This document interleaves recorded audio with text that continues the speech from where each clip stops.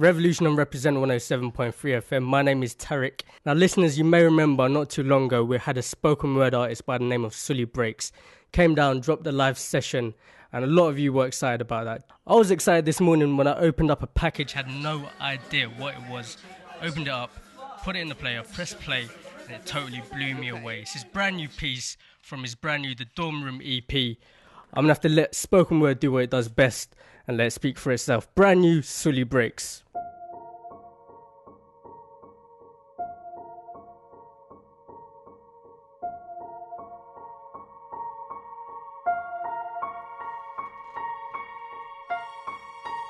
Right now, there is a kid finishing parents' evening in a heated discussion with his mother, saying, why does he have to study subjects he will never ever use in his life?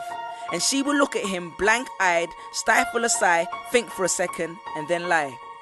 She'll say something along the lines of, you know, to get a good job you need a good degree, and these subjects will help you get a good degree. We never had this opportunity when I was younger. And he will reply, but you were young a long time ago, weren't you, Mum?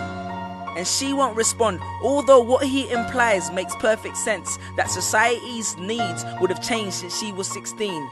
But she will ignore him, grip his hand more sternly, then drag him to the car. But what she doesn't know is that she didn't ignore him just to shut him up. She didn't lie because they were just returning from parents' evening and an argument in the hallway would look bad on her resume. She won't lie because she just spent the last 1 hour convincing a stern-faced teacher that she will ensure that her child studies more at home. No, she will lie simply because she does not know any better herself. Although her whole adult life she has never used or applied Pythagoras' theorem, pathetic fallacy, and still does not know the value of X. She will rely on society to tell her that her child, who has one of the sharpest minds in the school, is hyperactive, unfocused, easily distracted, and wayward. Students, how many equations, subjects, and dates did you memorize just before an exam never to use again?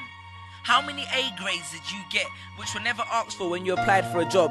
How many times have you remembered something 5 minutes just after the teacher said stop writing, only to receive your results 1 month later to realize that you were only 1 mark short of the top grade? Does that mean remembering 5 minutes earlier would have made you more qualified for a particular job? Well, on the application form it would have. We all have different abilities, thought processes, experiences and genes. So why is a class full of individuals tested by the same means? So does that mean Sherelle thinks she's dumb because she couldn't do a couple of sums? And if this issue is not addressed properly, it then becomes a self-fulfilling prophecy. Then every school has the audacity to have a policy on equality. The irony. I believe Miss Jefferson when she took me into the office and said that my exams would be imperative to my success. Because we was taught to always follow when Miss Jefferson led. But then I took Jefferson out of the equation and learned to think for myself. I realized we was taught to always follow when Miss led. The irony. Test us with tests, but the finals are never final, because they never prepare us for the biggest test, which is survival.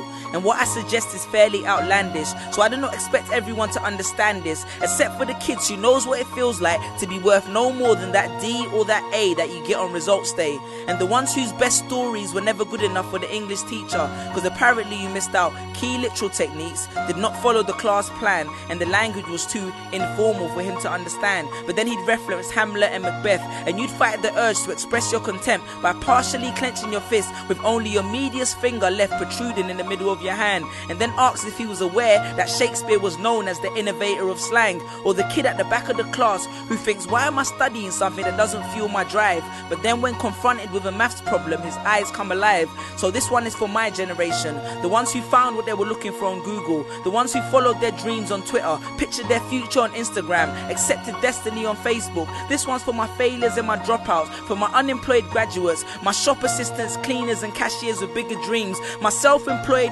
entrepreneurs, my world changers and my dream chasers. Let them know that whether 72 or 88, 44 or 68, we will not let exam results decide our fate. Peace.